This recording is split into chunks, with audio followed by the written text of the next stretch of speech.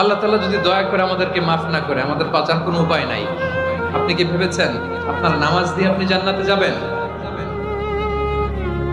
আপনি তাহাজ্জুদ গুজার, সেজদা দিতে দিতে কপালে দাগ ফেলেছেন, এটা আপনারা জান্নাতে নেবে না।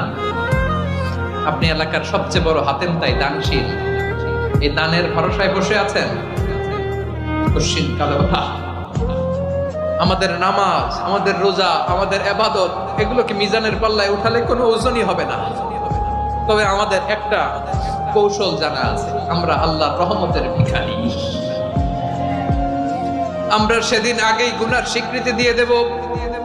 আমরা বলবো, আল্লাহ তুমি প্রশ্ন করার আগে তোমার একটা কথা বলি, আমারে কিছু জিজ্ঞেস করো না, আমি সব করেছি।